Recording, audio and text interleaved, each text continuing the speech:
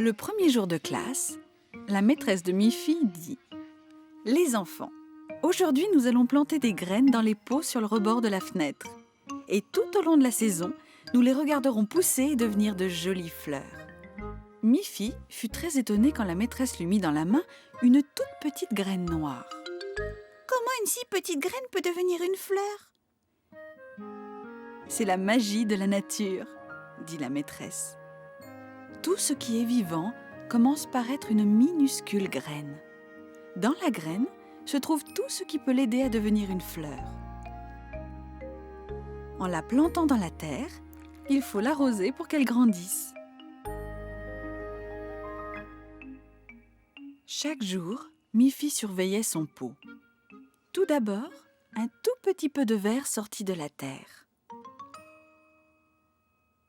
Puis, de petites feuilles poussèrent. Et ensuite, en quelques semaines, un petit bourgeon coloré apparut. Quelques jours plus tard, il s'ouvrit et devint une fleur superbe. Miffy se demanda si tout ce qu'elle pouvait planter dans la terre deviendrait quelque chose d'aussi joli. Et ce soir-là, tandis qu'elle aidait sa maman à faire la vaisselle, Miffy lui raconta la joie de voir pousser une fleur après avoir semé une toute petite graine noire. « C'est vrai, » dit maman Pompon. « Demain, ton papa plantera quelques graines et tu verras encore des fleurs pousser ici même, dans notre propre jardin. » Miffy fut si enthousiaste qu'elle lâcha sa tasse, qui fut réduite en pièces. « Oh non !» dit Miffy. « Je suis désolée, maman. J'ai cassé une de tes tasses préférées. » Elle se mit à pleurer. Mais sa maman lui dit « Ne pleure pas, Miffy chérie. Ce n'est qu'un petit accident. » Le lendemain, Miffy réfléchit. « Si une petite graine peut devenir une jolie fleur, peut-être que si je plante dans la terre un morceau de tasse, une nouvelle tasse va pousser. » Quand papa Pompon planta les graines dans leur jardin, Miffy lui demanda « Si je plante un bout de la tasse cassée, est-ce qu'une nouvelle tasse va pousser ?»« Je n'en suis pas très sûre, Miffy, » dit papa. « Mais tu peux toujours essayer. » Alors, Miffy surveilla le jardin tous les jours, juste comme ça, espérant qu'une nouvelle tasse sortirait peut-être de terre.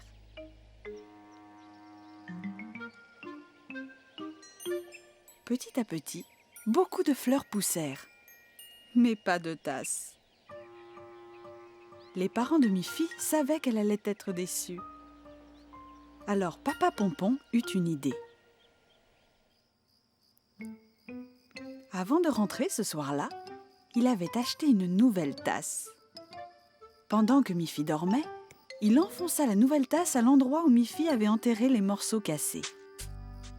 Le lendemain matin, papa Pompon dit « Miffy, je crois que quelque chose a poussé à l'endroit où tu as planté les morceaux de la tasse. » Miffy se précipita dans le jardin. Et en effet, il y avait bien une anse de tasse jaune et brillante sortant de terre. Miffy la retira de la terre, très étonnée. « Je croyais que seules les choses vivantes pouvaient pousser dans la terre, » dit-elle. Les parents de Miffy rirent de bon cœur. Papa Pompon dit alors « Oui, ma petite Miffy, tu as parfaitement raison. J'ai acheté cette tasse et je l'ai mise dans la terre. C'était une petite plaisanterie. » Ce qui les fit beaucoup rire. Un matin, papa Pompon lisait son journal. « Ce serait formidable si Snuffy pouvait rester chez nous de temps en temps, » dit Miffy à son papa.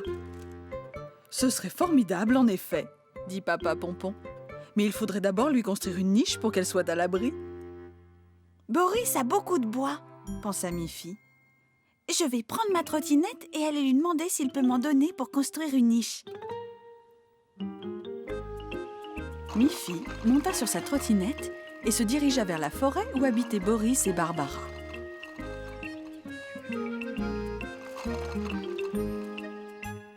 Une fois sur place, elle expliqua à Boris qu'elle et son papa voulaient construire une niche pour Snuffy. Boris lui dit « Quelle bonne idée !» Je vais non seulement te donner du bois, mais aussi le couper en planches toutes prêtes. Vous n'aurez plus qu'à les clouer ensemble. C'est vraiment très gentil de ta part, Boris, dit Miffy. Ça nous simplifiera le travail. Boris prit alors quelques planches de bois. Il les mesura, puis il les scia aux dimensions exactes pour pouvoir les assembler et ainsi monter une solide niche à chien. Merci beaucoup, Boris, dit Miffy. Miffy reprit sa trottinette et revint chez elle. Elle raconta à son papa ce que Boris avait fait. Boris est très aimable et habile, mais il ne peut pas transporter toutes ces planches de bois jusqu'ici. Allons-y, nous les mettrons dans la voiture.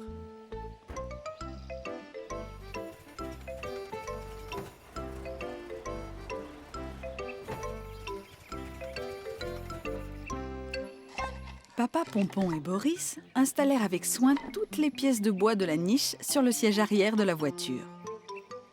Papa Pompon remercia chaleureusement Boris et ils prirent le chemin du retour. À leur arrivée, Papa Pompon déposa toutes les planches sur la pelouse du jardin. « Voyons un peu tout ça, » dit Papa Pompon. « Cette planche doit faire partie du toit. » « Et celle-ci doit être une paroi, » dit Miffy. Une pièce après l'autre, la niche commença à prendre forme. « Elle est bizarre, cette niche, » dit Papa Pompon. « Il n'y a pas d'ouverture pour laisser entrer Snuffy. »« Exact, » dit Miffy. « Mais il y a un gros trou sur le toit. »« Nous avons dû faire une erreur quelque part, » dit Papa Pompon. « Boris ne nous a pas donné le plan de montage. » Là-dessus, Boris arriva. « J'ai pensé qu'il valait mieux que je vienne vous aider, » dit Boris. « Je n'étais pas sûre que vous sauriez comment assembler les planches. » Boris se révéla très habile. Il démonta très vite toutes les planches et les remit ensemble dans le bon sens. Et voilà le travail.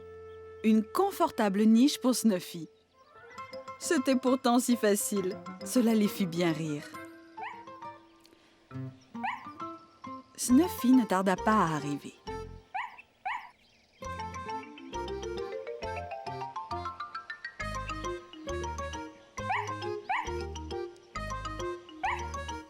C'est ta nouvelle maison, Snuffy. Pour toi toute seule, dit Miffy.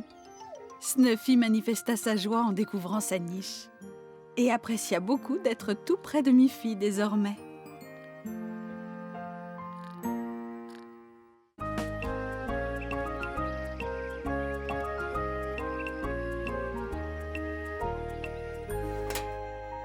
Un jour, Maman Pompon retira du four une grande plaque de biscuits tout chauds. Comme ils sentent bon, dit Miffy. Il y en a beaucoup, maman. Je pourrais en apporter quelques-uns à Boris et Barbara. Ils aiment bien les biscuits. C'est une généreuse idée, Miffy, dit sa maman. Je vais les mettre dans un petit sac en papier et tu pourras les apporter à tes amis avec ta trottinette. Miffy plaça le sac de biscuits dans le panier de la trottinette et prit le chemin de la forêt où habitaient Boris et Barbara. Tout à coup, elle entendit des jappements. C'était Snuffy qui lui courait après.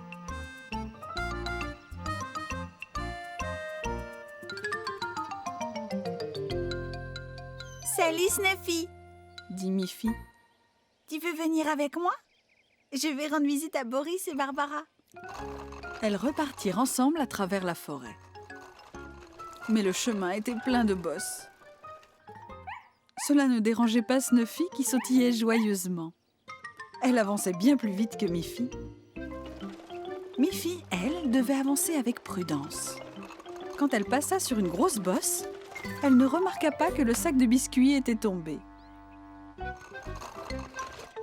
En arrivant chez Boris et Barbara, elle vit que Snuffy était déjà là, Miffy voulut offrir à Barbara son cadeau, mais il avait disparu. « Je vous apportais des biscuits tout frais que ma maman venait de cuire, » dit-elle à Barbara. « Mais j'ai dû les perdre en route dans la forêt. »« Ça ne fait rien, » dit Barbara. « J'ai aussi fait des biscuits aujourd'hui. Nous pourrons quand même faire un bon goûter. »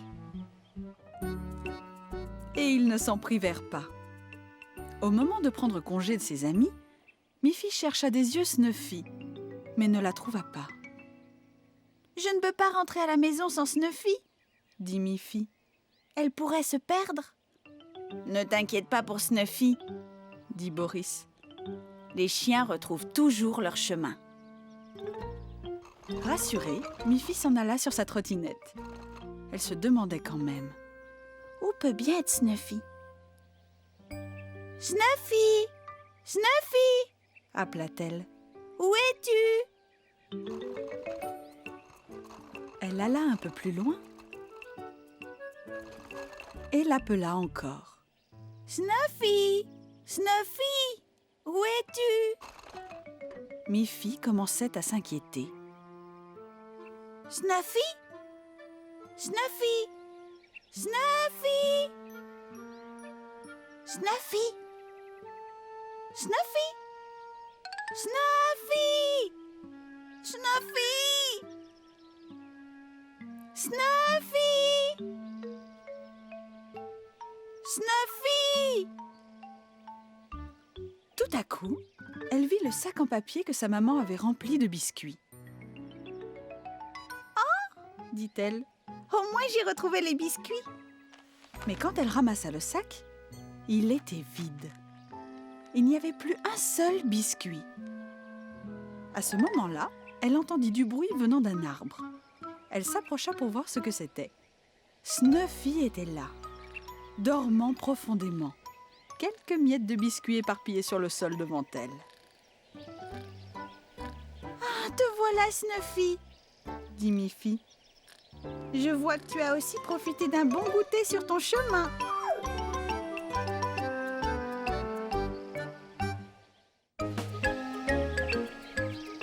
Par un beau jour ensoleillé, la maîtresse d'école annonça à la classe. « Demain, nous allons apprendre les saisons de l'année.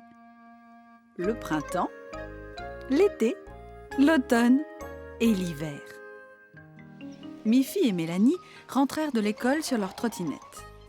Elles profitaient de ce beau jour ensoleillé. Mais soudain, de gros nuages gris apparurent et il se mit à pleuvoir. Elles n'avaient pas de parapluie et se réfugièrent sous un arbre.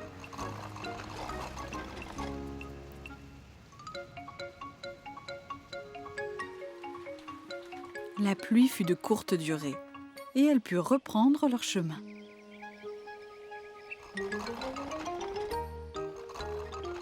Mais alors, le vent se mit à souffler.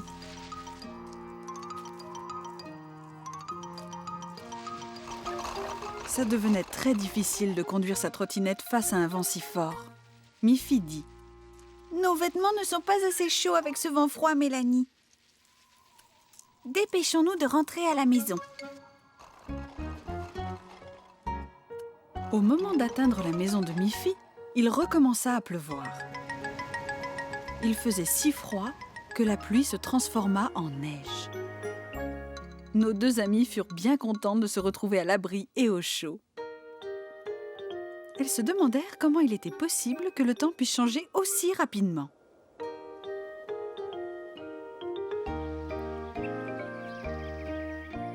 Le lendemain, à l'école, la maîtresse leur expliqua. L'année est divisée en 4 saisons. Le printemps, l'été, l'automne et l'hiver. Voici une image du printemps, dit-elle. Que se passe-t-il au printemps ? Agathe leva la main. Et je crois que le printemps, c'est quand les fleurs poussent, dit-elle. Guillemette dit.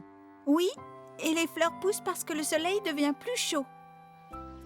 Tout pousse au printemps. C'est exact, dit la maîtresse. Et que se passe-t-il en été ? À son tour, Mélanie leva la main et dit « J'aime beaucoup l'été, parce qu'il fait beau et chaud et que je peux aller me baigner. » Mélanie adorait jouer sur la plage.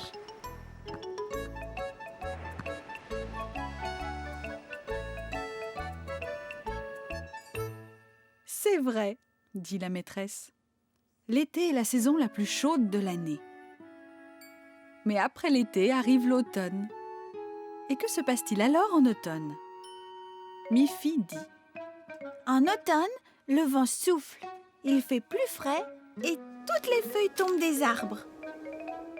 Tout le monde sait alors que l'hiver n'est pas loin. » « Très bien, » dit la maîtresse.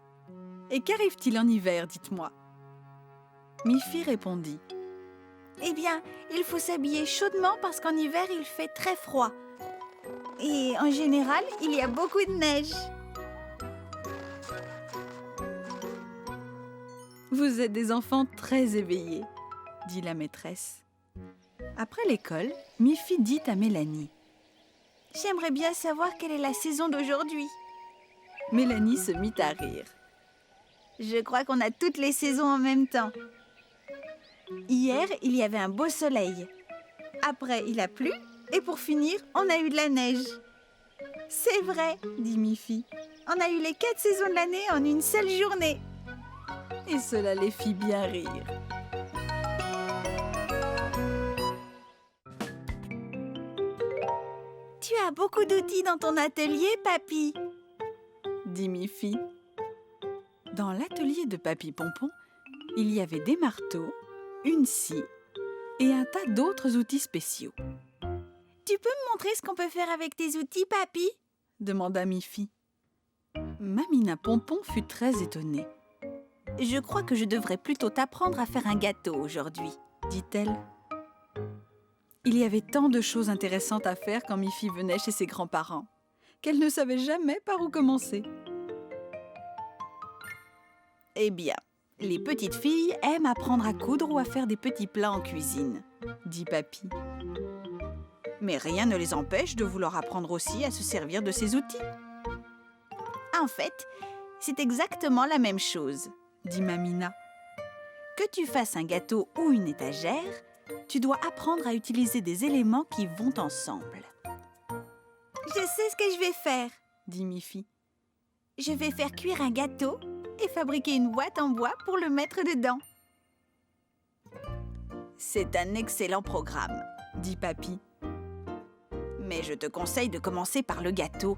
Comme ça, on saura de quelle grandeur il faudra fabriquer la boîte. »« Et je l'apporterai à la maison et l'offrirai à mes parents, » dit Miffy. Miffy se rendit à la cuisine avec Mamina. Elle commença par réunir tout ce dont elle avait besoin pour faire un gâteau. « Tout d'abord, nous allons peser le poids exact de farine que nous tamiserons dans un bol à mélanger, » dit Mamina.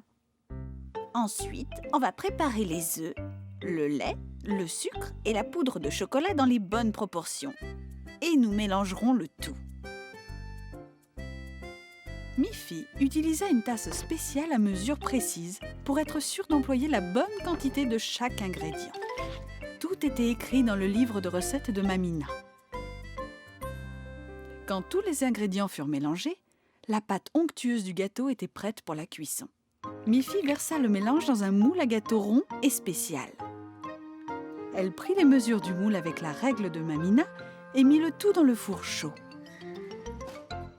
Maintenant, Miffy était prête à fabriquer la boîte pour le gâteau.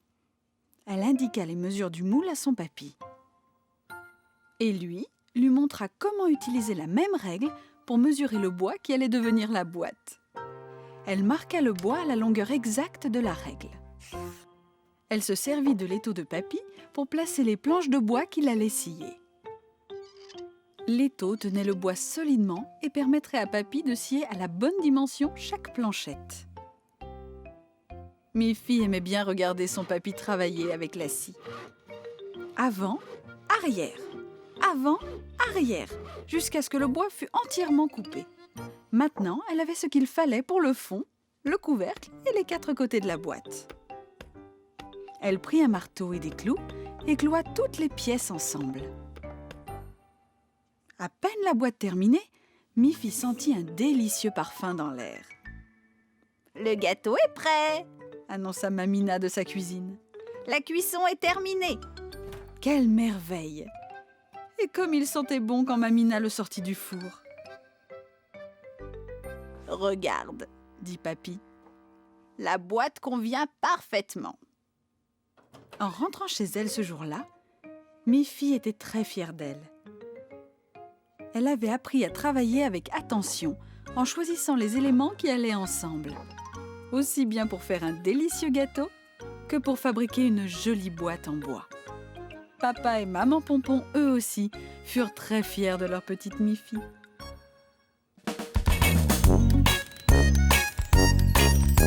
Miffy court et c'est la joie. Avec ses amis, on ne s'ennuie pas. Snuffy, Agathe, Barbara, Boris, Colette, ils sont tous là et tous ensemble.